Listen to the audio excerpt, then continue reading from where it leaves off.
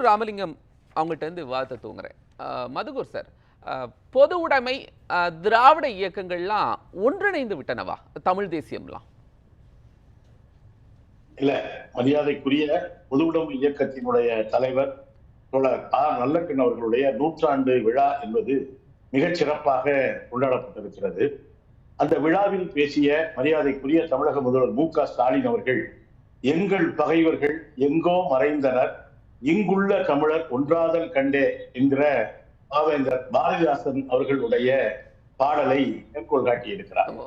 இதுல அவர் பேசுகிற பொழுது திராவிட இயக்கம், பொது உடைமை இயக்கம், அதுபோல தமிழ் தேசியம் பேசுகிற இயக்கங்கள் அனைத்துக்கும் இடையே ஒரு கருத்தியல் ஒற்றுமை என்பது இருக்கிறது. இதை உடனடியாக ஒரு தேர்தல் கூட்டணி என்று பார்ப்பதை விட ஒரு கொள்கை சார்ந்த கருத்தியல் ரீதியான ஒரு அணிவகுப்பு என்று நாம் பார்க்கலாம். ஏனென்றால் இது அனைத்துக்கும், இந்த அனைத்து இயக்கங்களுக்கும் பொதுவான ஒரு எதிரியாக இருப்பது என்பது பாஜக RSS தலைமையிலான அந்த இந்துத்துவா, அதனுடைய பாசிச பாணியிலான அந்த கருத்தியல் என்பது இயல்பாகவே பொது உடைமை இயக்கத்திற்கு எதிரானது, திராவிட இயக்கத்திற்கு எதிரானது, மற்றும் மாநில உரிமைகளை முன்னிறுத்துகிற இந்த தமிழ் தேசிய இயக்கம் என்றால் ஒரு இயக்கம் இல்லை, இது பல்வேறு கூறுகள் கொண்ட இயக்கங்கள் என்பது இருக்கிறது. இந்த 3 கருத்தியலுமே அடிப்படையில பாஜக முன்வைக்கிற இந்த ஒரே நாடு, ஒரே தேர்தல், ஒரே மொழி, ஒரே மதம் என்கிற ஒற்றைத்தன்மைக்கு எதிராக பன்முகத்தன்மையை வலியுறுத்துகிற இயக்கங்கள்.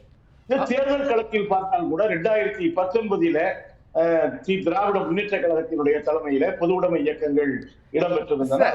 எங்கள் பகைவர் எங்கோ மறைந்தார், அதை நீங்க கூட மறுபடியும் சுட்டிக்காட்டி பேசியிருந்தீங்க. யார சொல்றாரு? எங்கள் பகைவர்கள் என்ற மறைதல் என்பது மாநில உரிமைக்கு எதிராக யார் இருக்கிறார்களோ, சமூக நீதிக்கு எதிராக யார் இருக்கிறார்களோ, மக்கள் ஒற்றுமைக்கு எதிராக யார் இருக்கிறார்களோ, மத நல்லிணக்கத்திற்கு எதிராக யார் இருக்கிறார்களோ, பன்முகத்தன்மைக்கு எதிராக யார் இருக்கிறார்களோ, அவர்கள் அனைவருமே இந்த 3 கருத்தியலுக்குமே எதிரானவர்கள்.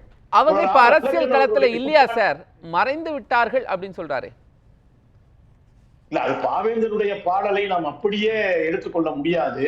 அந்த பகைவர்கள் என்பது மேலும் மேலும் முன்னுக்கு வந்து கொண்டுதான் இருக்கிறார்கள். இன்றைக்கு இந்தியாவிலே ஒரு வலதுசாரி கருத்தியல் என்பது, முதலமைச்சர் பேசிய கூட்டம் அப்படிங்கிறது, அந்த இடம் அப்படிங்கிறது மிக முக்கியமான இடம். பாரதிதாசனுடைய பாடல முன் வச்சது இல்ல, அதுதான் சொல்றேன். அந்த அந்த மேடையில பல நெடுமாறன் போன்றவர்கள், தமிழ் தேசியம் பேசியக்கூடிய தலைவர்கள் இருக்கிறார்கள். பொது உடைமை இயக்கத்தினுடைய இந்திய கம்யூனிஸ்ட் கட்சி, மார்க்சிய கம்யூனிஸ்ட் கட்சி இருக்கிறது. அந்த விழாவில் பேசிய மார்க்சிய கம்யூனிஸ்ட் கட்சியினுடைய பல நெடுமாறனுக்கு கூட இலங்கை தமிழர் விவகாரத்தில் இன்றும் திராவிட இயக்கங்களோடு முரண்பாடு இருக்கதானே செய்து, அதை எப்படி ஒன்றுபட்டு விட்டோம் அப்படின்னு சொல்றாரு? இல்ல, அனைத்து விஷயங்களிலும் அனைத்து கருத்தியல் கொண்டவர்களும் ஒன்றாக இணைய வேண்டும்.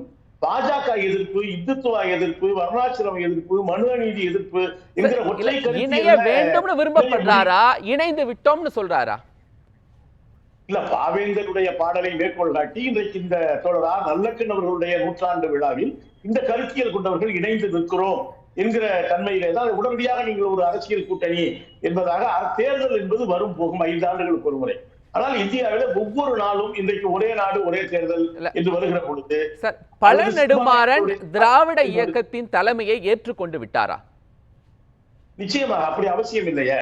அப்படி அனைவரும் ஒரு கட்சியின் அப்போ எந்த புள்ளியில் முதலமைச்சர் தமிழ் தேசியம், பொது உடைமை எல்லாம் இணைந்து விட்டது அப்படின்னு சொல்றாரு? தமிழ் தேசியத்தை சேர்த்துட்டாரே, இன்னும் பல நெடுமாறன் ஏற்றுக்கொள்ளலையே திராவிடத்தை தலைமைய. இல்ல, அதாவது நல்லக்கண் அவர்களுடைய 100ஆண்டு என்பது அவர் ஒரு அரசியலை தாண்டி பல்வேறு இயக்கங்களோடு நல்லிணக்கத்தோடு பழகக்கூடிய தலைவர் மரியாதைக்குரிய தோழரார் நல்லக்கண் அவர்கள்.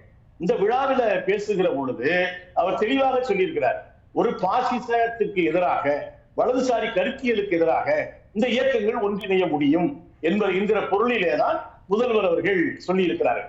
இதுல பல நெடுமாறன் ஐயா அவர்களுக்கும் திராவிட இயக்கத்துக்கும் வித்தியாசம் இருக்கலாம். இப்ப பல நெடுமாறன் ஐயா சொல்கிற எல்லாத்தையுமே பொது உடைமை இயக்கம் ஏற்றுக்கொள்ள வேண்டும் என்கிற அவசியம் இல்லை. பாஜக எதிர்ப்பு என்பதை விட ஒரு மதவெறி எதிர்ப்பு என்கிற ஒற்றை புள்ளியில் இந்த இயக்கங்கள் இணைந்து நிற்க முடியும் ஒரு கருத்தியல் தளத்திலே என்பதைத்தான் முதல்வர் இன்றைய உரை உணர்த்துகிறது. நான் இயல்பா ஒரு சந்தேகத்தை எழுப்புறேன் மதுக்கூர் சார்.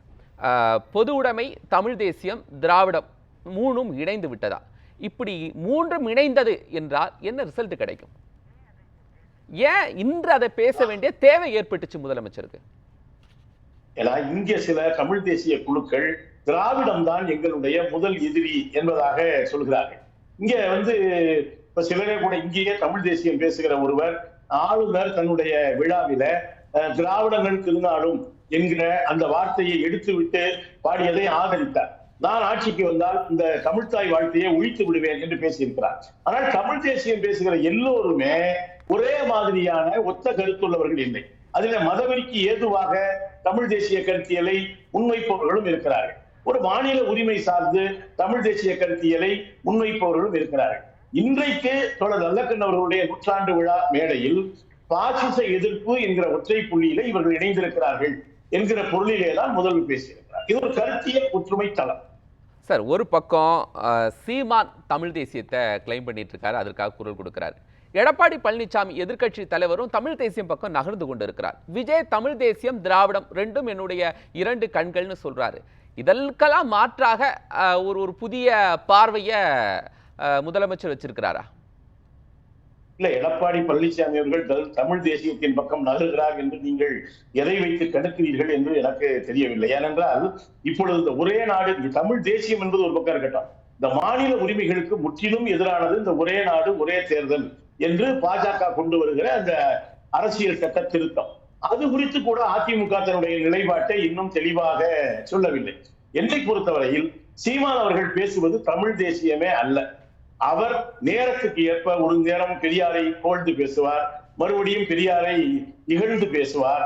அவர் பேசுவது ஒரு குழப்ப குவியலாக ஒரு கொள்கை உள்ளீடு இல்லாமல் இருக்கிறதை தவிர சீமானை நீங்கள் தமிழ் தேசியத்தினுடைய அடையாளமாக கருத முடியாது. அதே நேரத்தில் மாநில உரிமை சார்ந்து தமிழ்நாட்டினுடைய உரிமை சார்ந்து பேசுகிற பல்வேறு கட்சிகள் குழுக்கள் இருக்கிறார்கள். அது அவர்கள் கருத்தியல் ரீதியாக பாஜக எதிர்ப்பு என்கிற புள்ளியில் இணைய முடியும். அதுல நிச்சயமாக சீமான் வரமாட்டார். ஏனென்றால் அவர் பேசுகிற தமிழ் தேசியம் ஏதோ ஒரு வகையில் இந்துத்துவாவுக்கு ஏதுவாக இருக்கிறது என்பதுதான் எங்களுடைய நிலைப்பாடு. எதை வச்சு சொல்றீங்க சார் இந்துத்துவாக்கு சாதகமா இருக்குன்னு? இல்ல, அவர் எந்த அளவுக்கு தமிழ் தேசியம் பேசுகிறார், அதுல என்ன தெளிவு இருக்கிறது என்பதையெல்லாம் நீங்க பாத்தீங்கன்னா அவ்வப்பொழுது சில உசிப்பி விடுகிற வேலையை செய்கிறாரே தவிர, இப்ப நீங்க விஜய சொன்னீங்க, இப்ப திராவிடம் பேசுகிறவர்கள் தமிழ் தேசியம் பேசுகிறவர்கள் திராவிடம் தான் எங்களுடைய எதிரி, திராவிடத்தால் வீழ்ந்தோம் என்று பேசுகிறார். இவரே என்ன சொல்றாரு, இது ரெண்டை இணைப்பது என்பது பொருத்தமில்லை என்றெல்லாம் சொல்லுகிற நிலையிலே தான் இந்த மேடையில நல்லக்கண்ணு அவர்களுடைய அந்த மிகப்பெரிய இயக்கத்தினுடைய தலைவருடைய மேடையில தமிழ் தேசியம் பேசி வருகிற பல நெடுமாறன் அவர்கள், பொது உடைமை இயக்கம், திராவிட இயக்கம் இதெல்லாம் இணைந்து நிற்பது என்பது தமிழ்நாட்டினுடைய உரிமையை பாதுகாக்க உதவும்.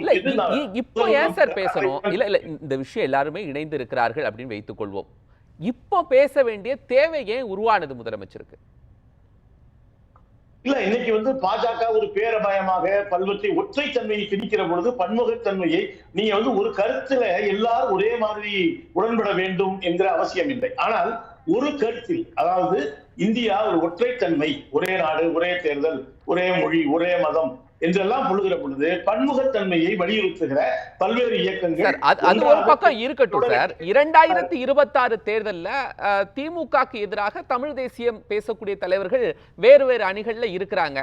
இல்ல எல்லோரும் எங்களோடு தான் இருக்கிறார்கள் அப்படின்னு ப்ரொஜெக்ட் செய்ததற்கு தான் முதலமைச்சர் இதை கையாண்டு இருக்கிறாரா? நாங்கெல்லாம் இணைந்து இருக்கிறோம் அப்படின்னு தான் சொல்ல வராரா? இல்ல, நான் சொல்றேன், மதவெறி எதிர்ப்பு என்கிற அந்த தன்மையில இந்தியாவினுடைய பன்முகத்தன்மையை சிதைக்கிறதுல தமிழ் தேசியம் பேசுறவங்க எல்லாம் ஒரே மாதிரியான தன்மை கொண்டவர்கள் இல்லை. பல்வேறு வகையான முகங்கள் கொண்டவர்கள் இருக்கிறார்கள். அதுல ஒரு பகுதியினர் இதனோடு இணைந்திருக்கிறார்கள், இது இணைய முடியும், அதற்கான வாய்ப்பு இருக்கிறது என்பதைத்தான் முதல்வருடைய பேச்சு உணர்த்துகிறது. அப்ப எதன் அடிப்படையில மூன்று இயக்கங்களும் சங்கமித்து இருக்கிறதுன்னு சொல்றாரு? எதன் அடிப்படையில சொல்றாரு?